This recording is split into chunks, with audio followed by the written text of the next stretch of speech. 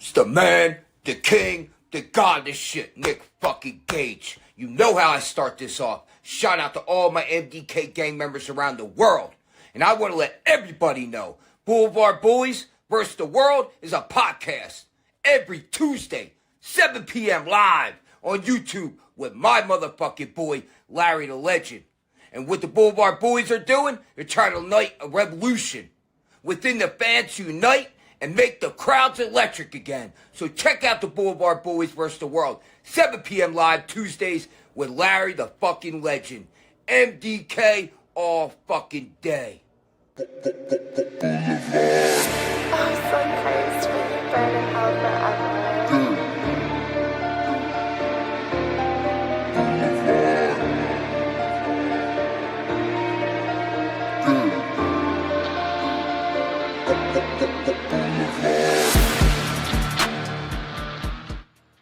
Hello, everyone, and welcome to the longest-running episodic podcast on the Blvd Bullies YouTube channel. Welcome to Blvd Bullies vs. the World.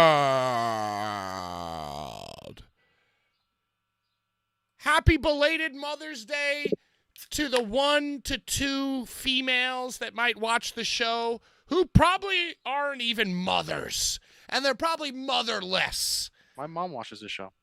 Your mom watches it. Happy belated to Brian Ginsburg's fucking Maja. And happy belated to your wife who you pumped 25 kids into Rhinestone Cowboy. Yeah, you were joining us early on in the program. Hell yeah, the soccer team. Yo, it's true. Like, you see 3 kids jumping on a bed, it might as well be like 30 kids. That's what it feels like. That's what the fuck it feels like every day. Let me introduce our co-hosts, our cohorts, our crew, our clique, our clan. Ladies and gentlemen, my wrestling father, CZW Hall of Famer, the best-dressed man with the largest dong in all of professional wrestling, indie or otherwise. Showcase Showdown winner, Drew Carey, not Bob Barker, but who's counting? Ladies and gentlemen, my father and yours, Larry the fucking Legend. Thank you, Pat. Pat, years ago, I said I want you to switch it up. I don't always want to be the last one. And my son, you followed me. Well, so and you know why? Because we have 2 special guests here. Obviously, Bad Take Bry, who made no guarantees that he would ever return to the program next week. Guess what? He's back. He's here. He's here. He has realized the way. He has realized the path. He goes, guess what? All you wrestling fans, I know we share the same interest, but I'm just not talking to y'all no mo. Boulevard. I'm also only here for an hour. I'm only here for an hour. And here for our sitting in for the first hour. Got to be here for the first hour. Because he's still on Blvd Bullies probation. The man responsible for the Boulevard theme song. The man responsible for the legacy giveaways that y'all miss so much. And guess what? We're starting them back up. And I feel like people knew to message Bry about the giveaways. I feel like people don't even message me or you, Larry, about the giveaways. I feel like you're wrong. First, I'm gonna cut you off. We're gonna be the ways of old, and I'm gonna cut you off. Nobody hit us up. I went out of my way and contacted the winners and got their address. God damn it! Ladies and gentlemen, Bad Take Bry, and joining us from the place in which he's been sitting since the news of Sabu's untimely demise. Like, is it true or not true, Rhinestone, that you've just been sitting out on your porch contemplating life, and you said, yo, all I'm doing is sitting on this concrete stoop. Can I come in early? Very, very special job for a Rhinestone cowboy. Fuck is up, yo. It's a very, very tragic fucking couple of days. It has, and I don't like it. I don't like it, and I'm here. I'm here for this because I need social interaction in my life instead of sitting on a porch. Bald Steve says, so I guess the disrespect of receiving a Dollar Store General plaque led directly to Sabu's untimely death. This is a guy who We're knows gonna get nothing into about all wrestling. that. You just cracked the code, Steve. You just Yeah, we're gonna get cracked into all that. the code. Yeah, and all this week I was like, oh, Bry's back. Let me compile news. Let me compile notes. And I thought that we were going to open the show talking about Cora Jade's OnlyFans. However, luckily for us, Sabu died. Lucky us. Murdered. Can I just Ring Larry. I am not the prognosticators of prognostications. I am not. But when I saw those clips, the clips of him doing the dive over the top rope and going face first into the spider web. It wasn't really a dive. No, the fucking shit broke. That really wasn't a dive, Larry. I know it wasn't Pat, but when I saw it, I was like, this is not good.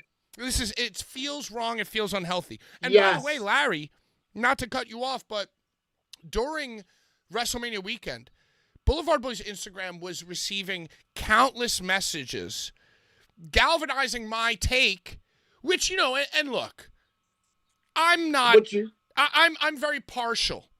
I never miss a chance to turn the prism and shit on Joey Janela and Brett Lardell as much as possible, right? But I was receiving messages on Blvd Bullies Instagram from many fans from around the world saying, I couldn't watch that. That wasn't the guy I knew. That He's 60 fucking years old. How old was he? 160? Yeah. Basically. He was 60. And look, but much to Brian's credit, the lifestyle that motherfucker lived probably had him feeling more like 160. Facts. Well, he hasn't done anything like that in a very long time. That was the first match he wrestled in 4 years. 4 years, but also he wasn't doing barbed wire fucking no rope fucking crazy shit. I just want to ask one thing. Was his last match before this WrestleMania against Jimmy Lloyd at Jimmy Lloyd's birthday extravaganza? He was involved in AEW, but I don't think he had a match. Okay. No, he didn't have a match. I think he threw a chair. No, he threw a chair. He did a splash from the top to the floor through a table. Yeah. He did. I mean, he did. He definitely did a few spots, but it wasn't a match. But I feel like he was wearing. He wanted his last match in AEW. He wanted his last match in AEW. I think he had his backstage lanyard just him. On. They coerced him. All right, so let's break it down, ladies and gentlemen. For those of you who don't realize, the legend, the homicidal, genocidal, suicidal, fucking boo, that chaos intro. He passed away. So, could we all just, before we get into our shit talking, because, I've been reading a lot, I've been thinking a lot, I've been reflecting, and, a lot of the news sources, major news sources of professional wrestling saying, hey, we're not going to editorialize. We're not going to go into conjecture and assume and, point the finger. That's exactly what we're going to do right here tonight. So before we do that, can we all just say that we love him? And let's put those fingers up, dude. Put them fingers up. And you at home, put them fingers up for the man. And by the way, if you're going to die, what better taunt? Like, is there a better taunt for a guy who's going to die than fingers up? That's what he was doing. He was pointing to heaven. He was pointing to the sheik, or no, his uncle. His uncle, right? Both. That was the sheik, Both wasn't uncle and Genie. And Genie. And Genie. That was his heart right there. Yeah, I feel like ever since she perished, it was all. Yeah, we're gonna get into this shit. We're gonna okay, get into this. Really, I don't have any notes. I don't know where to begin, but I guess the first thought that comes to my mind is, before obviously we get to unpack how Joey Janela killed him, I guess we want to just say, like, it seems like these guys wrestle these matches. I feel like they know their time is up. And I feel like there's this whole, Mick Foley vibe of like, hey, the injuries heal, my physical body dies, but the footage lives forever. There's like this air of sacrifice and like, this is the way I want to go out. And Larry, you brought it up to me earlier in the week. New Jack died just like 1 month after his last appearance. And I feel like these guys, like, they might feel it or maybe they don't. And it's like, this is the way I want to go out on my terms. New Jack wasn't nearly as active in his last match. Like he didn't do what Sabu did in his final match. Wasn't it a tag match? It was a tag match. I don't even think that he might not have even gotten to the ring. Yeah, Brian, I was there. I know, but he more of was outside with the weapons. No. They went out there. The Rejects and Neil started beating the shit out of the Baldies. Oh, there's no hope for the Baldies. They're getting their asses beat.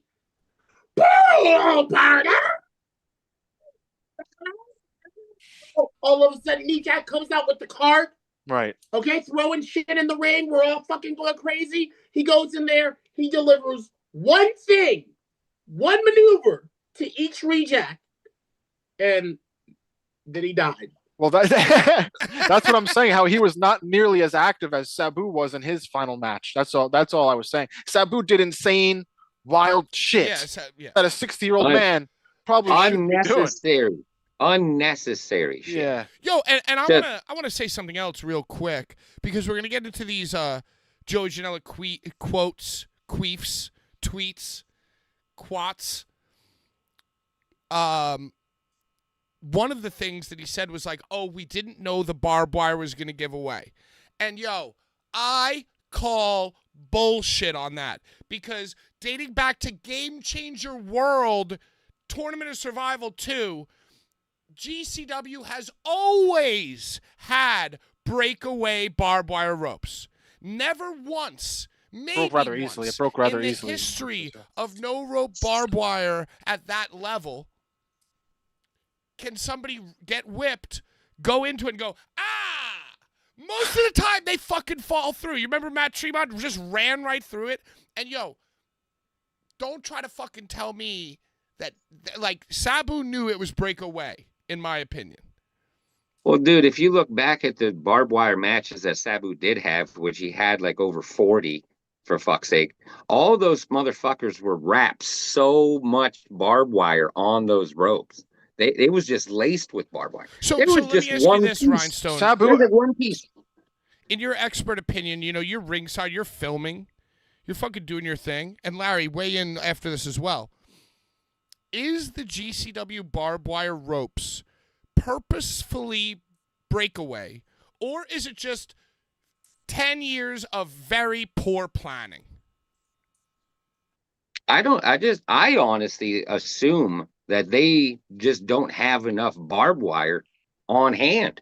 They just don't have enough. They have whatever they have. That's not true. And that's because what a spool, it's fully wrapped. It's fully wrapped.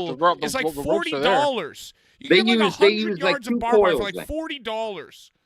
They use about 2 coils of that shit. One, shoop, shoop, shoop, and that's it. Because it looks like one strand is literally right there. So that's what it looked like. They do that to cut down on the setup and tear down. Has to be. But that was the final match, so why the fuck not go overboard with it? Well, but also think about it. Like I said, the thing that I'm thinking about, and there's been countless times, but the instance I'm thinking about is Matt Tremont going face first through the barbed wire ropes at, whatever Game Changer World show there was.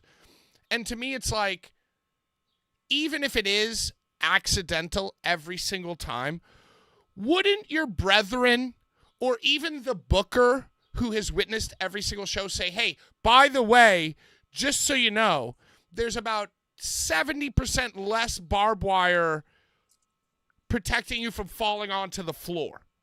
Fuck yeah. You would at least hell let yeah, the dude know. Yeah, I don't even think Sabu was there to even see the He presentation of the ring. wasn't. He wasn't. So what the fuck is that? Exactly. What the fuck is that? Yeah, but okay.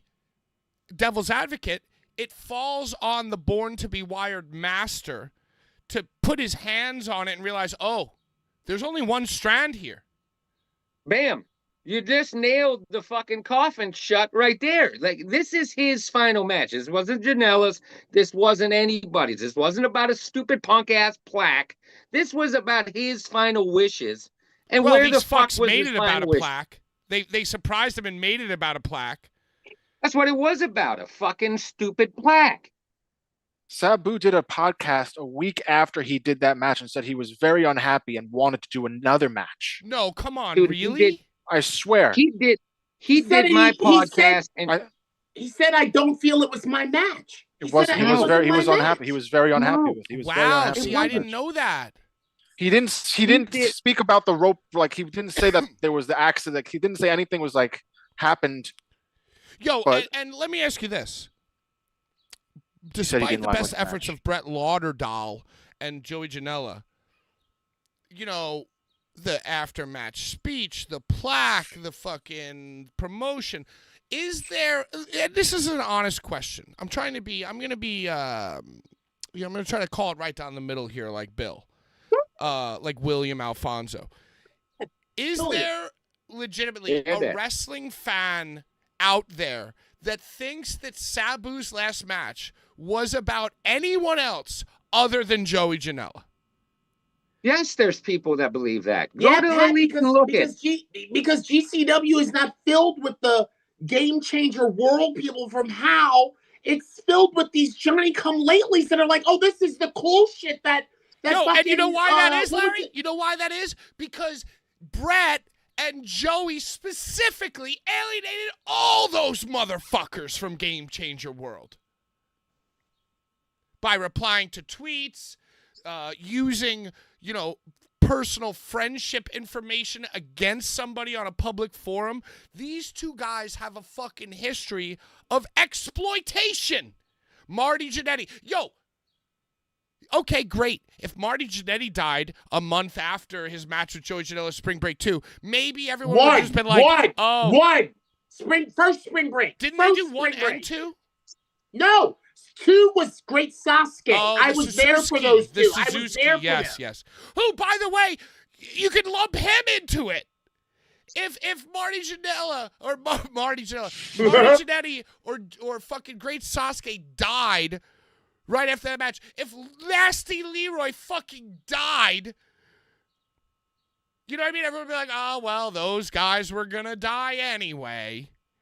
And now I guess the narrative is like, oh, well, Sabu was going to die anyway. He was high on Kratos. Kratom.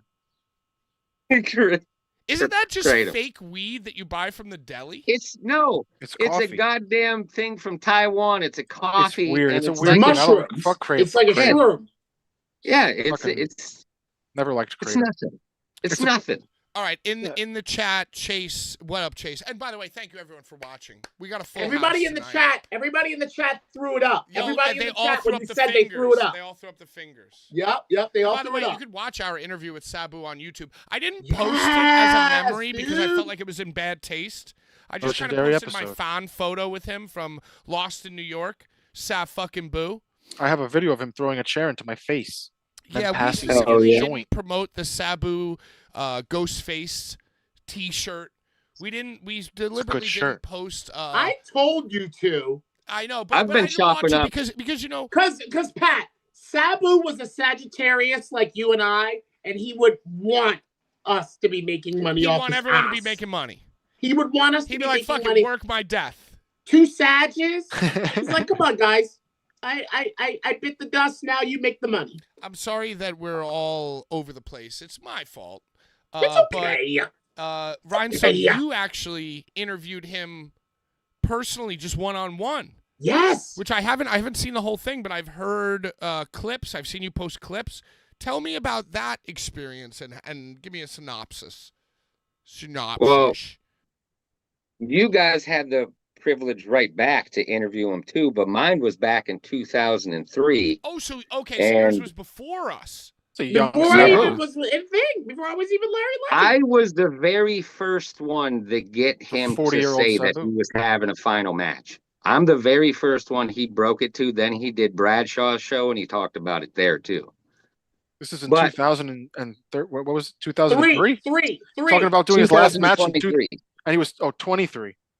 Yeah, he was training. 2003. 2003. No, 223. 223. 223, Larry. 2023. Oh, 22. Yeah. So, he talked about the Kratom stuff then, and he was taking it for a very long time. Shit never fucking affected him. It doesn't affect anybody at all. He talked about how he was preparing to do his final match. He wanted his final match in AEW on a grandstand where it was a spectacle. And he wanted that motherfucker. He wanted it against RVD. He wanted it against Brock Lesnar, but we knew that wasn't going to fucking happen. But that's what he said. In 2003, had he already wrestled John Cena on Raw? 2023. Mm-hmm. Oh, sorry. I'm sorry. Damn it. I'm all flustered now because Larry yelled at me that it was 2003. That's what Icarus said. Much like Necro Butcher or Tremont or even Nicholas, a lot like these guys are like so much more introspective and thoughtful and well-spoken than they have any business fucking being. You know? Dude, he was so cool and open with everything. He was just having a fucking fun time with it. He just talked about whatever the fuck he wanted to talk about. Well, and on our show, he said something about his anxiety. Like, he was just very, like, self-aware. Larry, do you remember what he said? You texted me about it. I forgot. He goes, oh, yeah, my anxiety, something. And it was just such thoughtful. Hold on. You going to pitch to me? Pitch to me. I am. We were asking Go ahead, Larry. We were asking him why he no-showed the last GCW appearance that he had. Do you guys remember? He was supposed to do a GCW match, and Brett went on Twitter and was like, Sabu was booked the hotel. He no-showed, right. He never left the hotel. Remember Brett did that? Way to honor it. We asked him about it. We're like, yo, what was up with the time you were supposed to wrestle? And Brett was on Twitter talking about flight, meals, hookers, coke. He wouldn't leave the room. Remember that? And he said, sometimes I have a crippling anxiety. Sag, Pat. So he said, sometimes I have a crippling anxiety where right when it's time for me to do my fucking thing, even though I know I can do my fucking thing, I'm like frozen. And I brought it up. I brought it up on here about how I heard that as soon as he got to the ring, he was like telling Emil, I can't. He was telling Emil. He was saying, I can't, man. My leg. I can't. And then Janela just jumped him. Dude, Larry, in the fucking comments that Janela said, he said the man's knees were locked up and his feet were bleeding. He woke up in the morning, couldn't walk, and his feet were bleeding. He wasn't going to even be able to get to the building. Sabu's team What are you doing? The thing that you sent, Larry, the two guys had said that Joey Janela had said that just get him here when he heard about his condition. For what? Why the fuck get him there? For fucking what? A goddamn Carney show? No. You want to know why? You want to know why, Rhinestone? Because that was his friend. That was his friend. That was his friend. That was Brett's friend. And that's the way that they treat their friends. I've never were had a really friend tell good me down the friends river and that they hard. really cared about him. So they said, yo, put him in a fucking wheelbarrow and bring him to this show, and we'll get him some Kraton, because Joe Janela obviously watched the interview that you did, Rhinestone, and he knew about the Kratos. Yo, I see Why not just give him Kratom. oxys? You don't have the budget? You don't have a budget to give him some good shit for his final match? I feel like I see Kratom and Moon Rocks, like all kind of like adjacent to what we really want, which is the cannabis. You know, we really just we're at the dispenso for the cannabis. But then they have all these big signs talking about Kratos and it's like gas station Viagra in weed form. It's like gas station it's weed. not. It's like it's closer to weed than it is Viagra. No, I but thought it was you closer to if you don't mushrooms. have I thought it was Viagra, you go closer to get the gas mushrooms. station pills. So Kratos is like the gas station weed. It's weird shit. It's like a dick pill. It's like a dick pill at a gas station. You It's want to like pop Black it, but you Panther. don't. 43% of the times it works every time. Do I you don't know? recommend Do you know that I heard someone said that Sabu's only regret was that he didn't die during that match? When did he say that? I thought that his only regret would be wrestling Joe Janela. His He only owed regret them, that Pat. He owed them.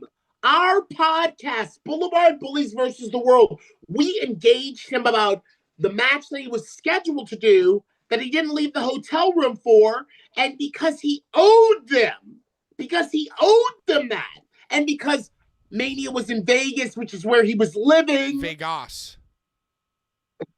Okay, Larry, you're a Price is Right Showcase Showdown winner. Joe Janela in that same interview, Rhinestone, said that it was about getting Sabu a huge last payday. Now, without going over, what do you think the definition of a huge payday is? Now, one of my friends who got involved in the conversation, who books, said the number was 5. It was 5 figures. It wasn't and although we would all love to joke and shit on them and say, he got $1,000. Apparently Sabu was asking, last match numbers were like 10. Is that a fact? I don't know if it's a fact. Just what one of my birdies I'm just gonna say. Is $10 worth it to do that shit? Knowing what Leo Rush, fresh out of WWE, was asking for, and what Brett gave him. Listen to me. Knowing what Leo Rush was asking for directly out of Cruiserweight 205 Live. Out of his Bobby Lashley. Lashley. And which, by the way, he was fucking excellent in. He was very funny. Based on what Leo told me Brett offered him, if it was 10 large, it was 5 upon arrival, 5 after the fact. I would say it was more like 3 large. Oh, I would say it was I more was like going to 3. ask you if you think it could have been 20. To get him there? It's just like, I've been saving. I've been saving. By any means, yes, they don't come. Give him 20. Like, when you stayed in the hotel, it was 5. Now it's 15 to 20. Come on down. Yes, Pat. Do you think that it could be right. that large of a large of a number? I mean, it's Mania. It's Mania. And like I said, I don't know where I heard this, but I feel like someone said his only regret was that he didn't die during the match. He wanted to die during. He didn't say that in the interview that I saw him on. No. Okay, did you guys see the interview where he was like talking about it and how it wasn't his match? Yeah, but that could just be Sabu gimmick. That could be Sabu lore. I'm gonna die in my last match. I'm not gonna be like Ric Flair, the pussy who lived. I'm gonna actually do it. Rhinestone, what's your take? What do you think Sabu got paid for that barbed wire match? I ain't even going to sugarcoat it. He did not get paid even remotely how much he should have got paid. That's fucking clear. Yeah, but When you he think he should have told paid me- a big $2 million. You've been sitting on your stoop ever since he died. No, listen. When I interviewed him, he said he wanted this shit on a grand platform. I'm talking at least 55,000. 55,000 should have been in his pocket. Do a Mania. Let him He open deserves Mania. way more than that. Let me ask you something, Brian. You know money. That GCW show was a 2,000. Why? Because there were he's 2,000. Jewish? There were 2,000 Why'd you say that? fans Because there. Brian knows money because he's Jewish? There were 2,000 fans there. I heard. What's your Gibbs. problem? 2,000. Yeah. That's not even enough.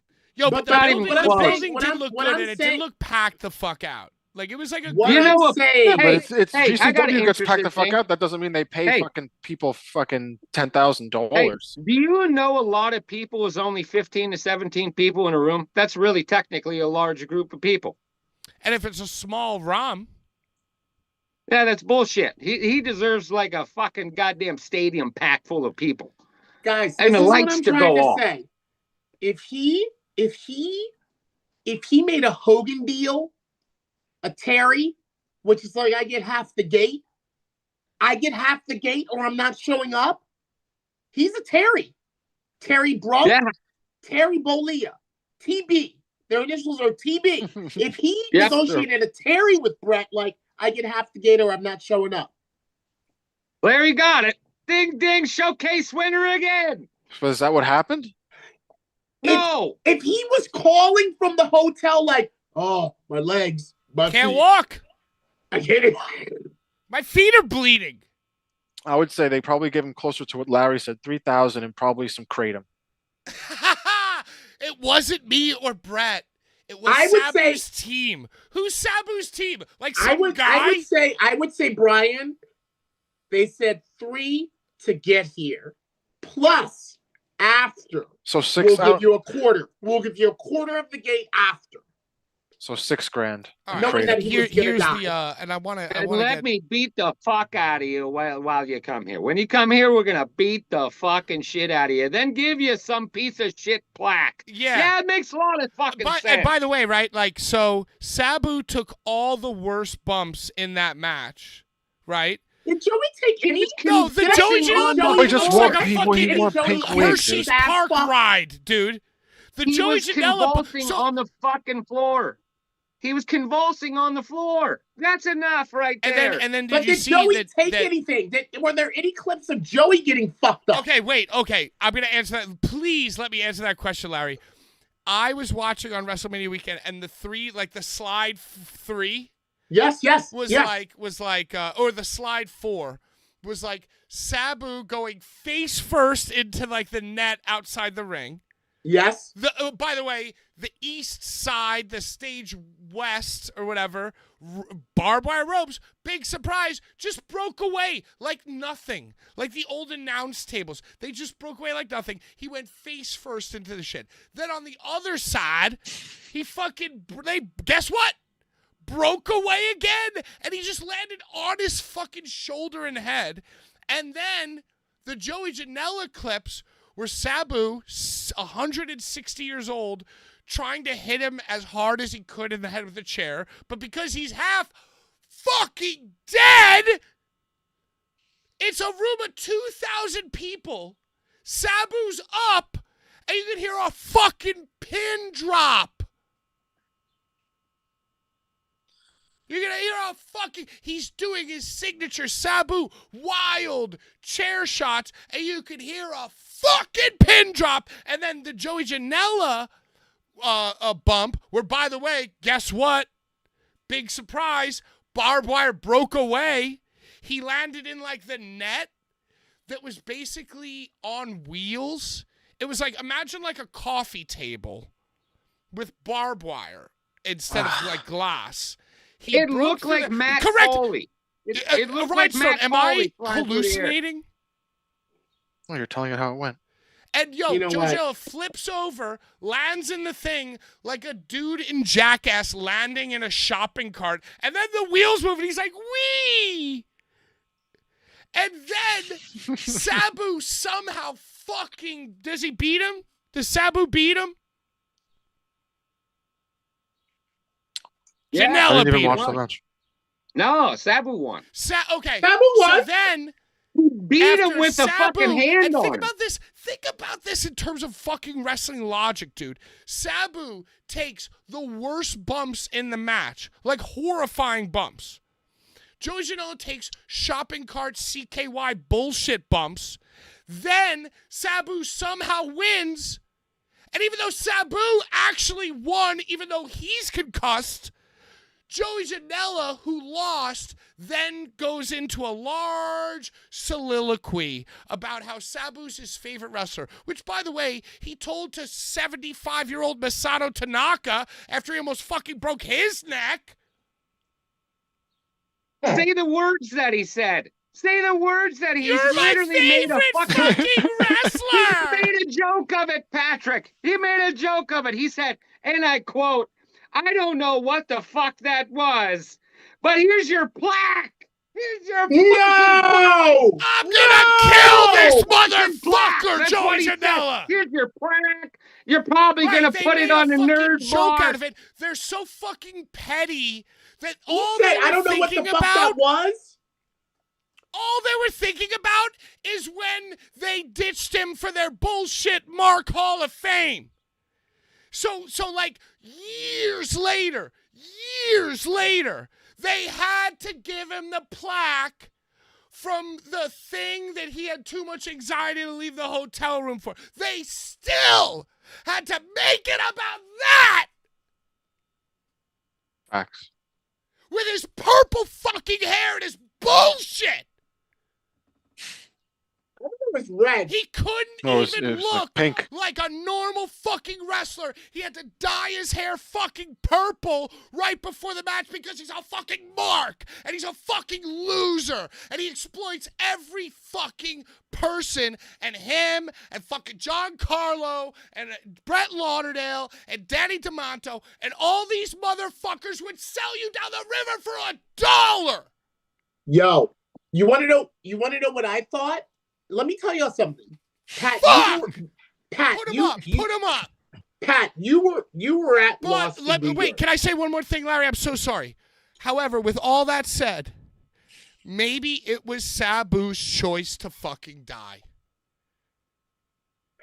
Maybe it was. Maybe he just saw the writing on the wall and he's like, I want to do one last gnarly Sabu thing. In his interview, he seemed like he was very unhappy with the match. He was very unhappy with it, is what he said. And he saw another final match in his future in that interview. He wanted to go out to make a spectacle of something that he could be remembered for, and that fucking wasn't it. But I'm going to make this clear right now. While we sit down here and we fucking... No, what, Larry? What? I see you. I see it. Look at how much we've dedicated to this already. Maybe mission accomplished. I know we have a lot to contribute to it. But Sabu gained his notoriety in the bingo hall in front of like 1,500 fans. He's also known. He's So also let known for people liking know. to botch a spot. Like he's known for botch spots looking a certain way. All of that. So, okay, he's not going to be on Mania fighting Lesnar, but maybe he can be in the town that Mania is. Should have been in Schlack. And take all the thunder away from all of Mania because a legend died. So, but Pat, what I was going to say, I just want to say something in regards to ego. I feel that at Lost in New York, Pat, because you were there, I feel that in Lost in New York, Nikki versus Sabu totally eclipsed Joey versus Jin Sasake Hakushi, which was the main event. Pat, do you remember?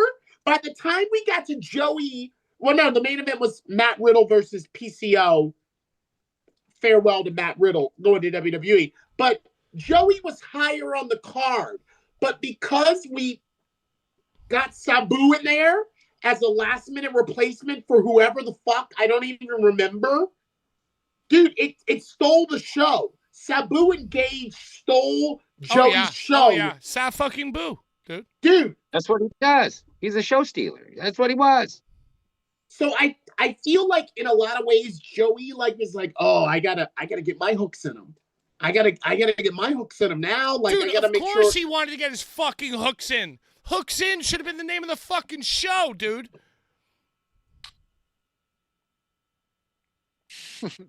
Rhinestone, am I bugging? I'm sorry that I had. We gotta talk about and, other and stuff. I don't get worked up about deaths of celebrities or things, but like I don't know, you kind of look at it.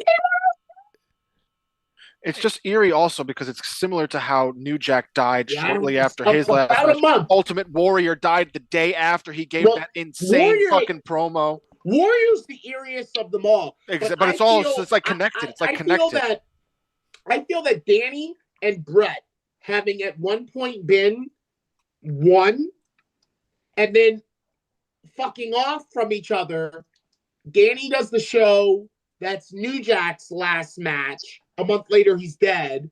Brett does the show where it's like Sabu's last match.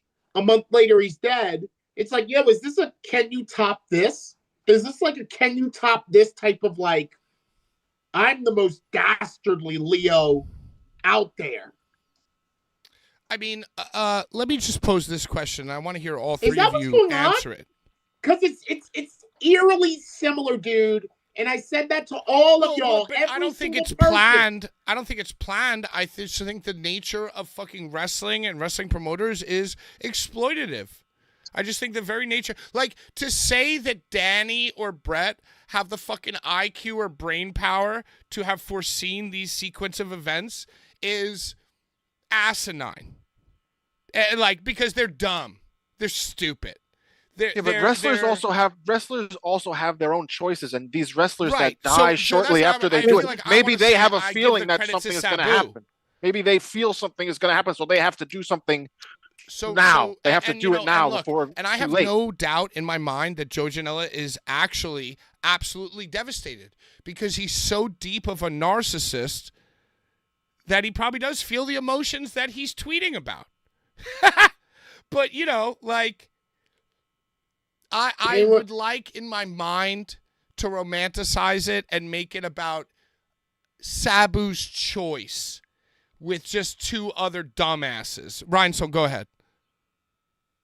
I'm going to make this clear. The fact that I'm so animated about it and pissed off is the fact that when it turned from the match to he's an addict is where I lost it.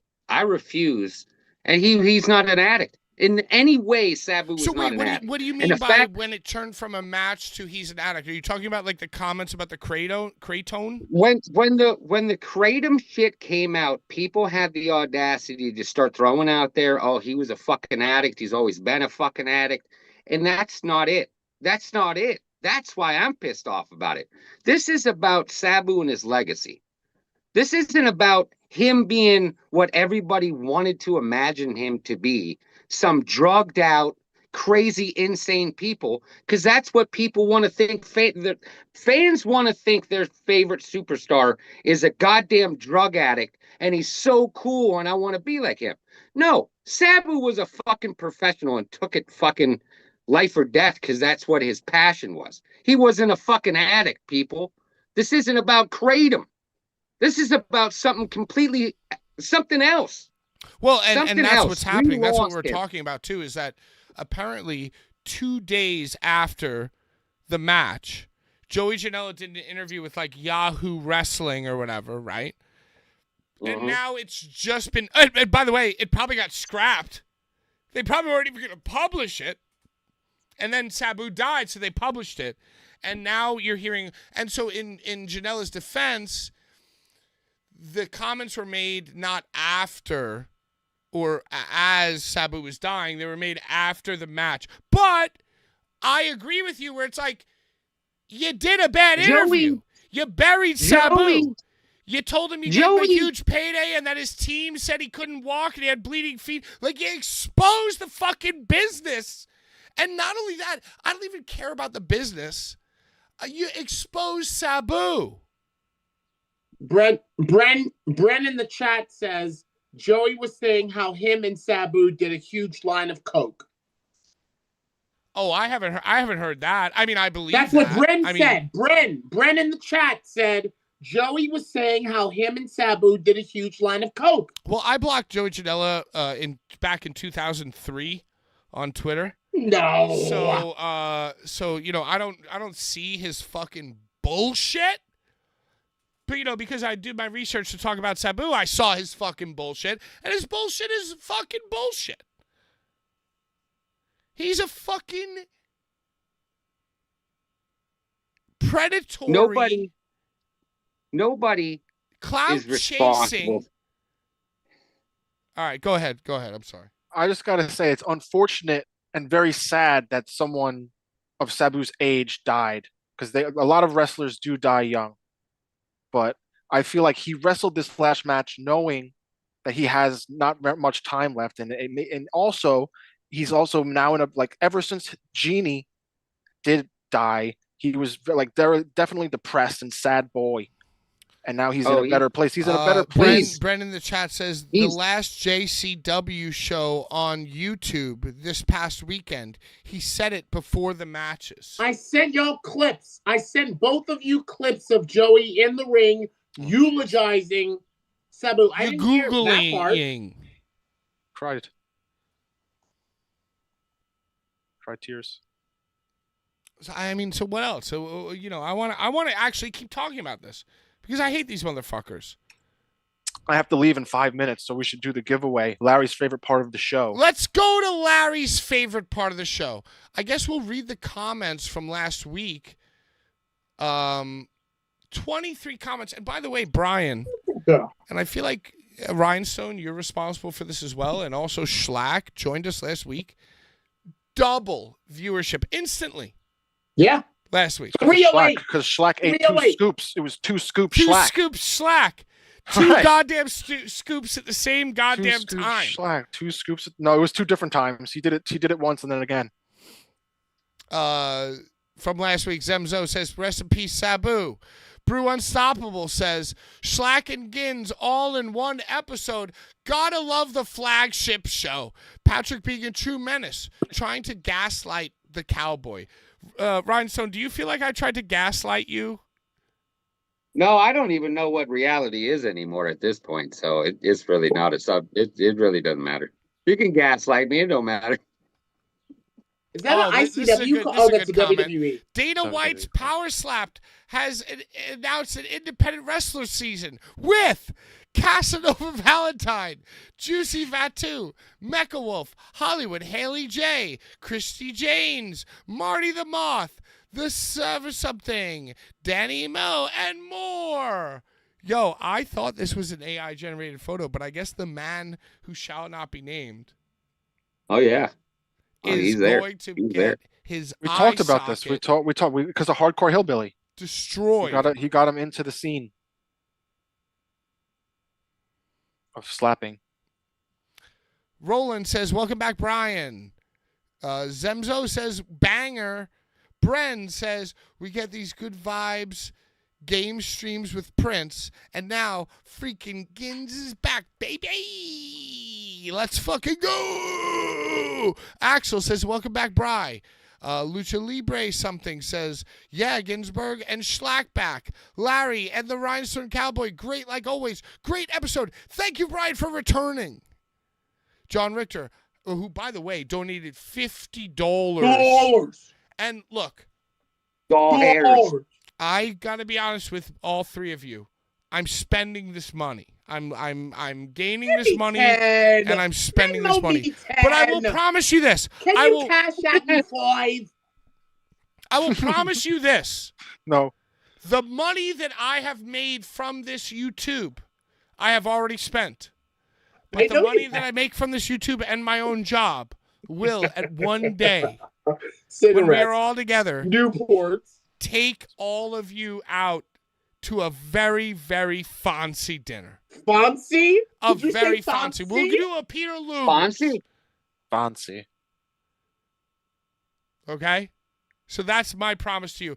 By the way, as I'm reading these comments, if you want to win this Sabu card, Brian, can you explain it to us? Yeah, you have to comment on the comment section, not the live chat, but the comment section in the YouTube video. You have to make a comment. And now I'm unprepared and I didn't set up the wheel. So Larry's just going to pick his favorite comment. No. It's on next week we are going to reveal. Right, but I'm saying Larry is going to pick the comment that it wins right now. He's going to pick the winner. I'm not going to pick it in the No, but we don't have one from last week. What are you talking about? He's going to pick one of the comments that you're reading right now. And what are they going to win? They're going to win this Sabu card. I feel like that should be next week's reveal. You should have to comment on this video. Oh, and this then is my we reveal favorite it part of the next show. And Brian week. has to leave in a minute. Stop it. Why does that not make sense? The winner That's of this, how it should be. the winner of the giveaway wins this. There's nothing. What do you mean? This is what the giveaway is. Put 'em up. The winner is Everybody put 'em winning. up. Everybody put them up. Come on. Let's just bond. So comment on this YouTube video, and next week Larry will pick his favorite comment.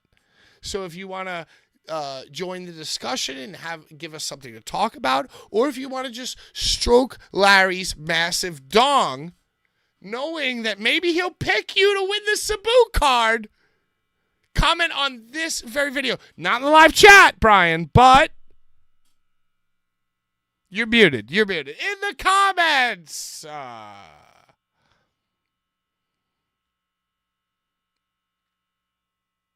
Now you're all muted. Now I can't hear any of you at all.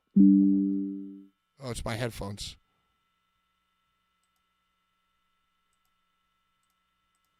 Am I muted? Muted? No, you're not muted. No. It's me. No. I'm retarded. I heard that Rob Black had said, Rob Black himself from XPW that everybody talks shit about, that he was actually talking about doing a match at XPW with Schlack, the man himself.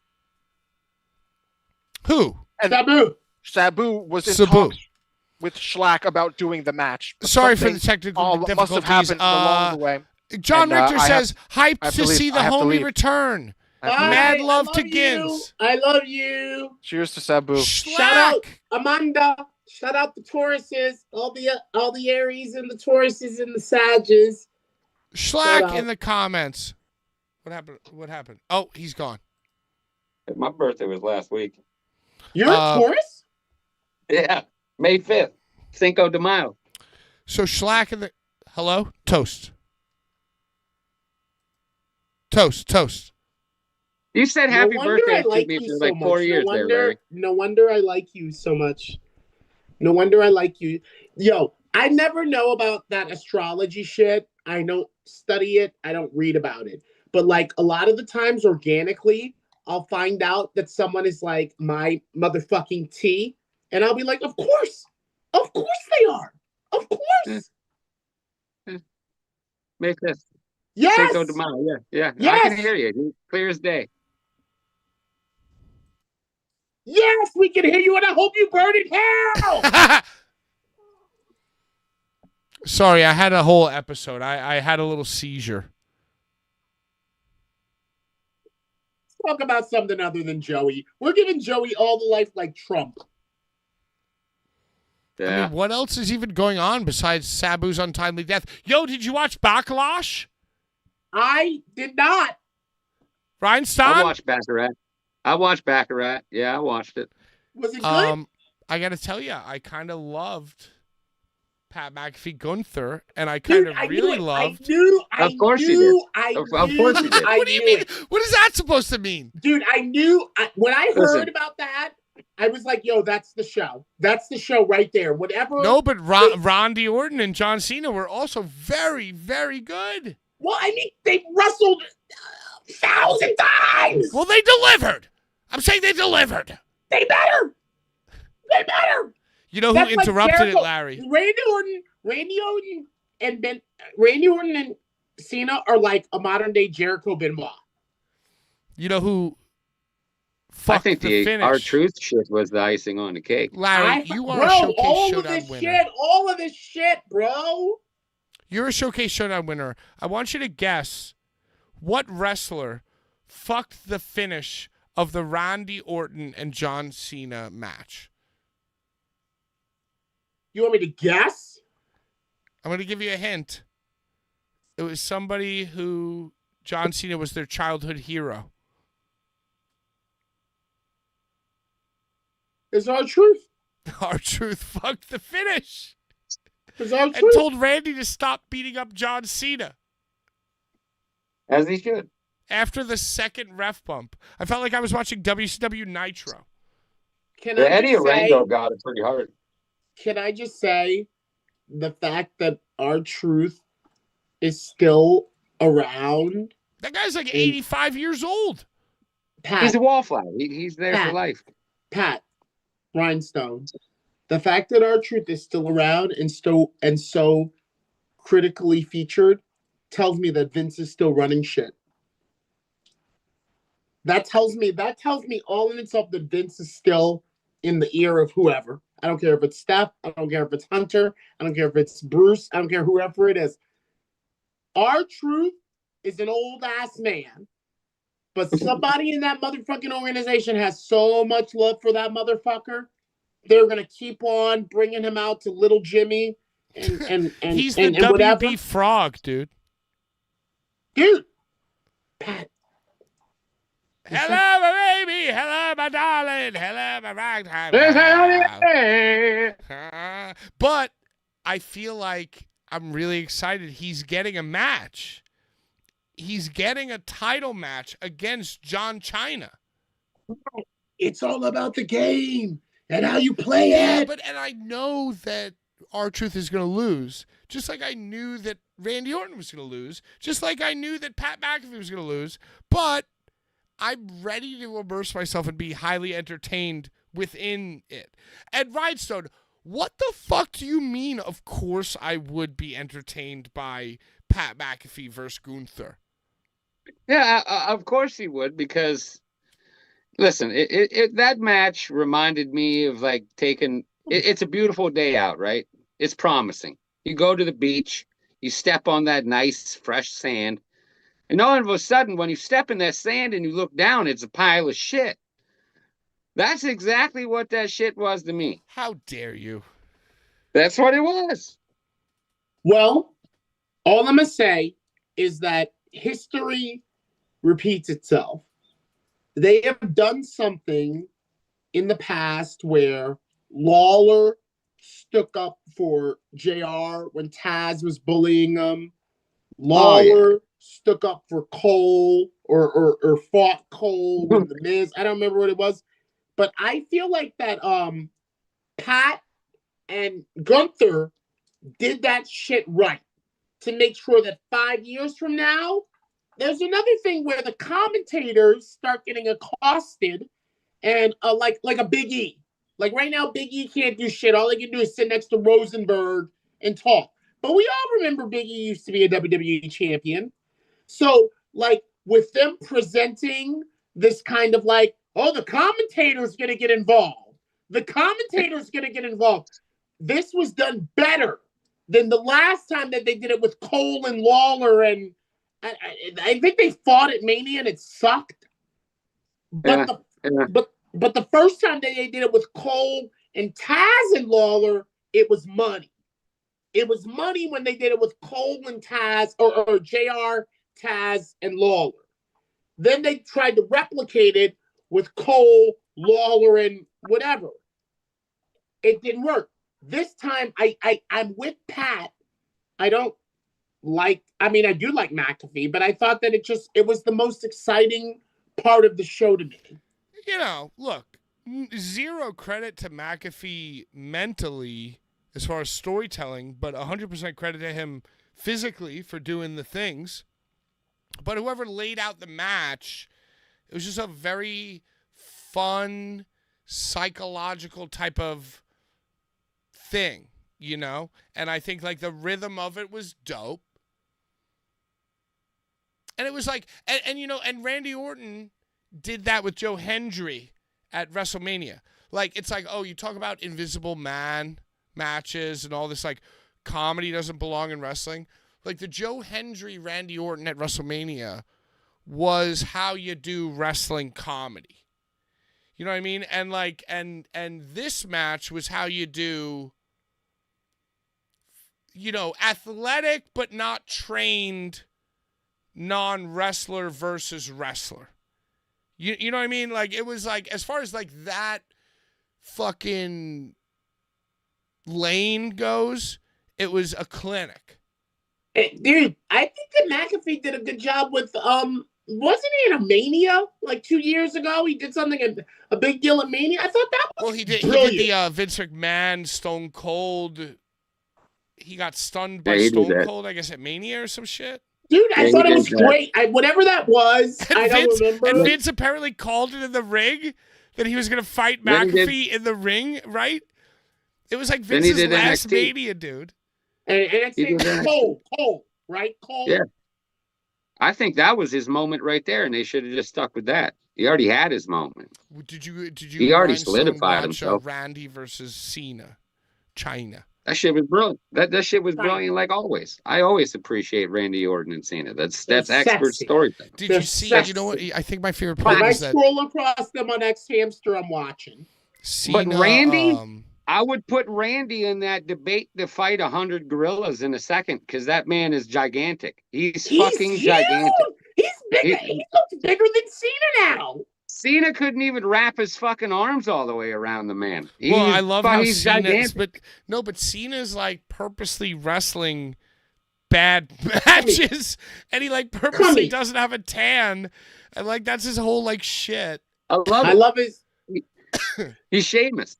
He's Sheamus Well, and he now. did you see he got like, I love that too, like he got into the corner and was going to do the 10 punches in the corner, which right away I'm already into. I'm like, wow, Cena's going to do 10 punches in the corner. Watch, he's going to stop at 9.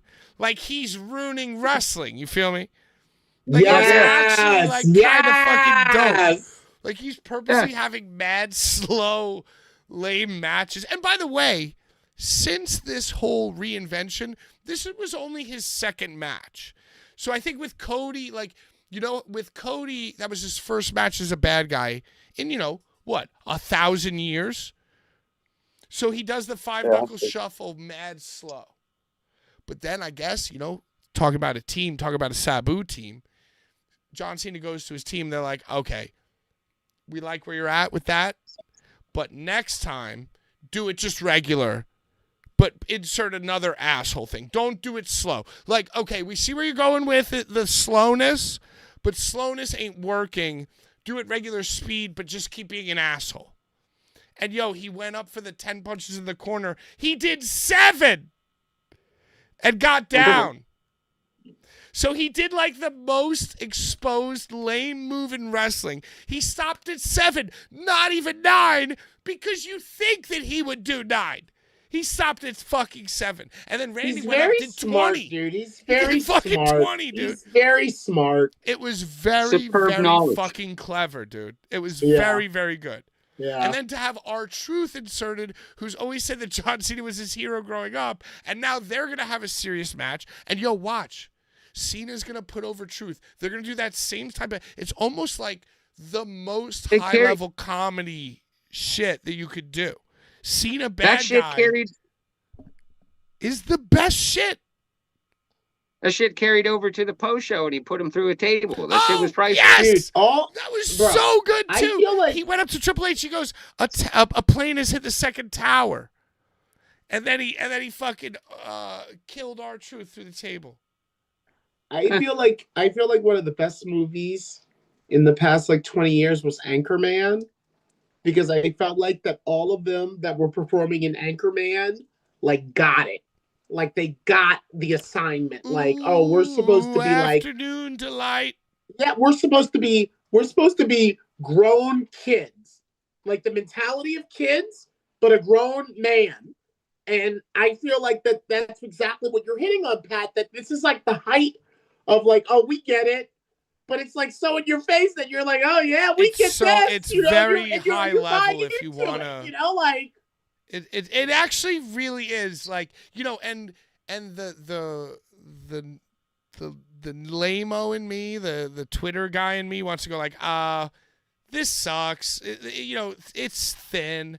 But if you really think about the choice and the run and the opponents and not even the promos, but the matches are very, very well done. Prince What I Havoc mean? says They're very well done. Prince Havoc says he hated it. Well, I think Prince Havoc said that he hated. Well, I don't know what he said he hated, but fuck him. I think he hated Randy versus Cena.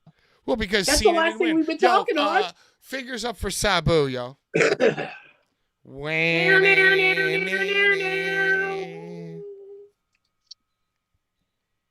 So yeah, final thoughts on that. Let's get back to that. Fuck Randy Orton. He's still alive, dude. He didn't have the courage to die young.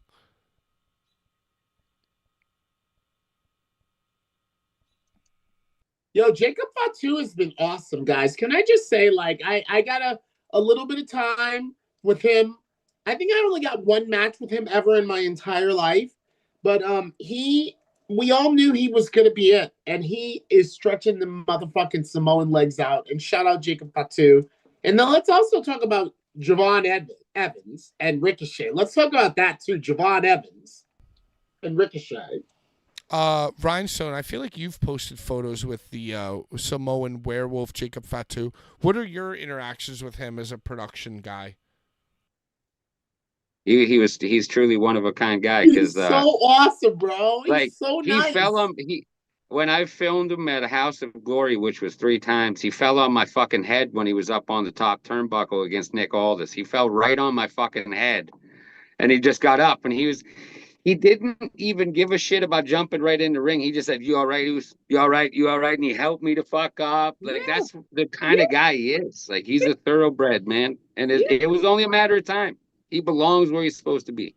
That's where he's supposed to be. Yeah, he's awesome. And I feel like now that they like gave him the push and the belt, and they've like leaned into like, oh, this guy was arrested. They have no choice. They have no because choice. Like before the line was that they weren't hiring him because of the record or whatever, right?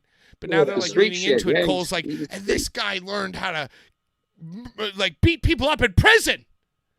Mm-hmm. And they're letting him wear like the fucking jersey backwards with the he's dope. He's talking street lingo. He's being himself. Yeah, it's great. Yeah, you could see. Yeah, like, I mean, he was very, very nice to me as well. I've told the story many times, but yo, just a guy, one of us.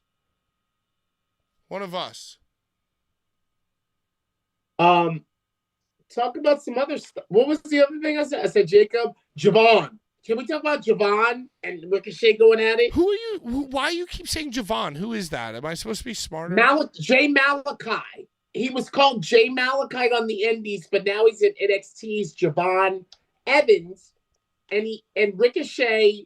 Someone tweeted like, "Yo, Javon's good," and Ricochet quote tweeted and was like, "I would have squashed him."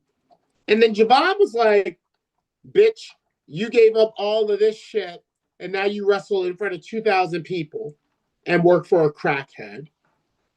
And then someone from WWE must have been like, "Javon, stop engaging him and delete that." And they deleted it, but then Ricochet kept needling him. So I guess the scuttlebutt was like, yo, these are 2 former employees of one is left, and now the other one is like being like, yo, fuck you. And then WWE is like, we don't acknowledge them. So it kind of is huge. I think it's kind of big. I got something. I got something that's big. I got something we can talk about. Tournament TOS, right? Who the fuck was just announced for it? I saw Mickey Knuckles. I saw Little Sicko, maybe. Little Sicko was announced for it. How about that? Huh? How about that? It's a good one. The fuck is that? Inspired by the show, probably. Right after all that fucking shit, the storyline. Now Little Sicko's going to GCW, and he's going to get lost in translation so fucking fast, it's not even funny. Or they'll just murder him. Schlack says... I give it 3. I give it 3 shows. Schlack 3 says, shows. speaking of dead people, this is kind of like the dead people episode. Schlack says, the best Gene Hackman movie is The Quick and the Dead. It is a classic movie. Larry, did you share with us last week your favorite Gene Hackman movie? I don't remember. I was hammered. I said that my favorite Gene Hackman movie was Crimson Tide. Ooh. But actually, now Upon that further Schlack reflection. said it was The Quick and the Dead, I'm changing my favorite Gene Hackman movie to Bonnie and Clyde. Bonnie and Clyde. Rhinestone, did you share? I don't even remember who the fuck Gene Hackman really is. Yeah, I think I'm going to go Hoosiers. I don't remember what I said last week. I'm going to skip this one is talking about last week. The ambulance could have parked on the same block that Caesars has the entrance to the boardwalk. From the old Supermans, he was Lex Luthor. He was Lex Luthor. Yes, he was. Christopher Reeves. That's how I know him. He's the old Lex Luthor from the old movies from the 80s. Like Superman. You're no Superman. I'm going to kill you. He's the old Lex Luthor. Mr. August Record says this episode was ill. Didn't realize how much I miss Brian. Solomoni says, funny. Jayberg back, but not XPW back. I blame 90% for him. XPW is done. Facts. Sad. Did I tell y'all that 5 replies. Oh, Brian got into it. Do you guys want to hear what Brian said to this comment? Yes. Oh, shit. Yes. If I hadn't been a fan of XPW, it would still be where it is, where it's at right now. It's sad that fans choose to not support things over ridiculous reasons. To which this person replied, commenting again? To this person replied, you're an ICW and GCW mark. You came in XPW late, dude. You killed XPW. Facts. Thanks, dude. Brian says, I've always watched all deathmatch wrestling. If XPW were to have a show, I would be there. I remember you bailing and talking shit about XPW, though. Never forget. There's no XPW because of you. Facts. End of story. Salamoni Pizzeria. This is a pizzeria. A pizzeria is replying to an entire building full of pizzas and workers. And then Brian goes, facts from the book of Slava? I appreciate people associating me with what I enjoy. Good or bad, I love a good story.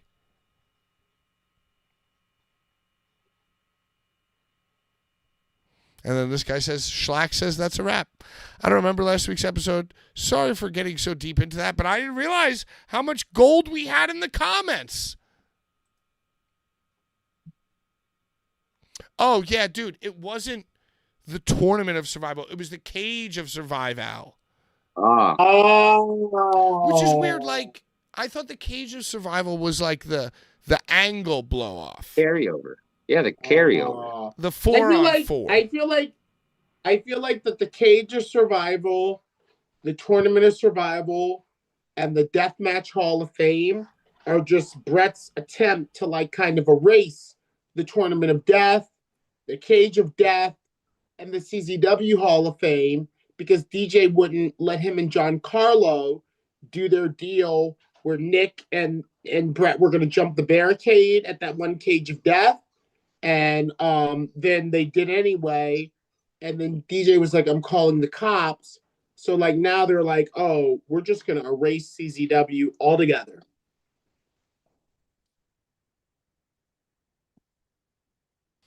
Well, you know, it's good business just to copy it.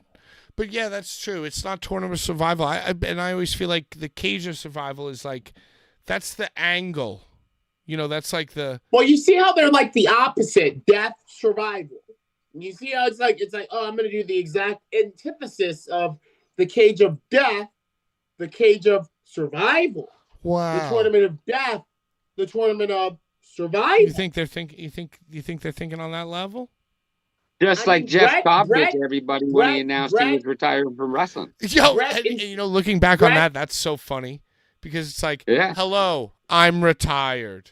And everyone's like, wow, headlines, Jeff Cobb retires. And then he just From shows wrestling. up. From wrestling. Because he's in entertainment now. Yeah.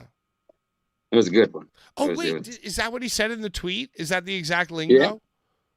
Well, he said, yeah, I'm retiring from wrestling. And then he debuts in an entertainment-based company. That's pretty World good. Wrestling fucking goddamn- Entertainment. That's World pretty Wrestling good fucking... Entertainment. Jeff Cobb hit Wow. aces on that one. I didn't He even did think very about good it on that that. deep. I didn't even see him You like that. gotta think about it that deeper. I didn't think about it Jeff that Cobb's gonna be deep. You smart gotta ass. think about it that deeper. I just thought like he was Fucking like, smart hey, ass. you're never going to see me again. Surprise, I'm back. Like, It's I thought it was like that. entertainment. Entertainment. Yo, but yo, that's actually Stop so that running dope. around. That's so dope. Come here. Come here. Larry, long time since we've seen your kitties on stream. So it's a long story, and I don't feel like you want to hear about it. No, I don't care. The other night I was wearing my Knickerbockers jersey last night because 33 they played. doing. Yo, 33 Doing- Ewing, dude. Yeah, Yeah. I knew it. I knew it. And you know, it just like rides right by the collar of my thing. And so like the 1,000% mistake that I have on my neck, I was at 7-Eleven and he's like, oh, 1,000, because it was like basically like the collar highlights it, you know, by accident. Yeah. And he's like, oh, 1,000, Mr. 1,000. The And I'm like, what only does that other- mean? What do you do? And I The just go, you know, it's a long story. And The I only don't feel other like tat- telling you it. The only other tat. It's 100 plus times. It's 100 times 10. What do you want from me? The only other tat in that placement that I respect besides yours, Pat, and I respect yours, is Necros that says cut here. Cut here. Or like, dude. Trevor, I'm like, oh my Trevor God. from Grand Theft Auto. I'm like, oh my God. Oh my God. Yeah. And you know, the I reason saw that got tat this- on him when he was like near death. I saw that tat on him when he was like, he was a skeleton. And I I'm feel like, does oh he God. also have- yo. Oh, Dude. and by the way, speaking of the fucking New Jack and Sabu vibes, I feel like the skeleton Necro, you know, costume 5, skeleton Dark Souls boss Necro, I feel Hey, like $2. he felt. Oh, hold on. We're getting a super chat. $2. Okay, $2. let me finish this thought. I feel like just like we talked about New Jack, just like we talked about maybe even perhaps Sabu, I feel like Necro, when he fought Schlack for Donnie D'Amonto at No Holds Barred 1 in, you know, White Eagle Hall, 800 people sold out. Amazing card if you look back at it. Oh God. Necro, that was like his death match.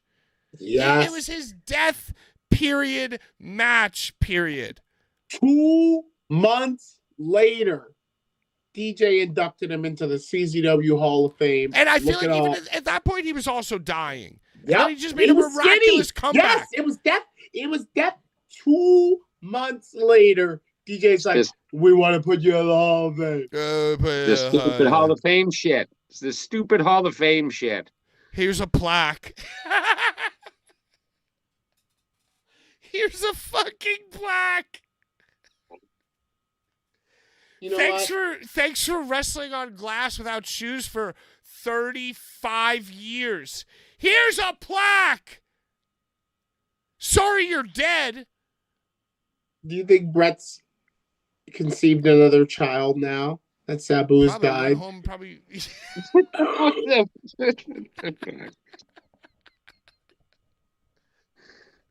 Yo, but you know, and also Andy Lawler went full. Friend of the program, friend of the Bullies, Andy Lawler went full high level, high IQ, and goes, Janela's new gimmick should be "I killed Sabu."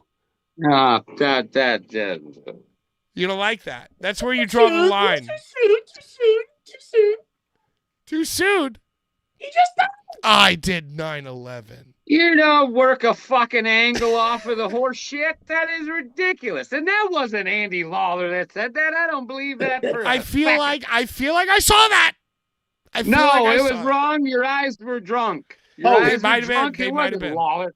Oh, It wasn't Lawler. It was some dude named fucking Kim Zaza or some shit like that. Hey, okay, so this super chat, and I have no idea what I'm about to say means, but this super chat is saying thoughts on, quote, one-man crew drama in Deathmatch Elite 2.0. Do either of you know anything that I just said? Absolutely not. The only deathmatch drama controversy I've heard is that Chad Minis is working with Danny DeMonto once again. No. Chad Minis is once again Danny DeMontoing, and people are like, what? So does that mean that they he's made a cut meme ties about with it. GC Dub? They made a meme about it. They made a meme. There's a meme. I see that there's a lot of AI generated, which is lazy. Make a meme. Yeah, Chad was boss man and Danny was nails. No. Yeah. Make a meme. Yes, indeed. Get Yes, photos, indeed. cut the heads out, put the heads on other photos, and then make a caption. Don't just tell AI to make a thing. Like, let's do better as a community. Chat GPT. And you know what? I feel bad for them. I feel bad for them that Brian left. Since Brian left, the level of creativity has been in the toilet. How did that door just move? It was a ghost. That was the mother of my 30 kids. Hey, Mama, happy Mother's Day. Happy belated Mother's Day. All right, final my thoughts, mom's final shirt, words. my I mean, favorite wow, mom's we've shirt. only been going for 90 minutes. You guys want to keep going, or do you want to just Yeah. call it a night? Oh. Hey, congratulations to my godson. Tonight is his last night of night school. And he got done regular school and he just stayed in school so that I could do this. And I don't even have to worry about him. Yep. So for all of y'all that have been following the saga of me leaving at 8:45 for my godson and me talking about godson, he's done night school. He's done it. And tonight is his last night. So, Melvin, I love you. And I'm proud of you. And I'm glad I don't have to pick you up. That's very funny to me. Hey, shout out Melv. Yeah, Melvin. New York's own. He's a New Yorker like you, Patty. You know, I'm a transplant. I came from here up there to fuck with you, but he's a born and bred New Yorker. You know how they make y'all. Rhinestone, what are your kids up to? Playing Roblox. Sick. The kids love Roblox. They love Roblox. That and Goat Simulator. And Goat Simulator. I feel like Goat Simulator. They I feel love like it. I would be happy if my kids were playing Goat Simulator. All my 4-year-old does is run around as a goat and fucking headbutt people, and that's all he really does. He knocked them into the river. Dude, they fucking love it. I'm like, what are you doing? And you get the tongue. You could Hey, stick things on your tongue. My son is smart. He knocks all the people into the river so there's no fingerprints. So he's fucking smart. You know what I'm talking about? Good boy. Good boy. Smart. I like that. I like that analyticals. Yeah, he's smart. Yeah. Yeah, but thank you for the super chat. Blaze the bingo hall. I will look into the one-man crew, and next week, right here on this very show, I will ask Brian about I'm it and see gonna if he go knows on anything there. about it. Which I don't think so either. I got a computer right behind me. I'm going on here right now. You're looking at 4 purified minds, not caught up in the drama of Deathmatch Elite.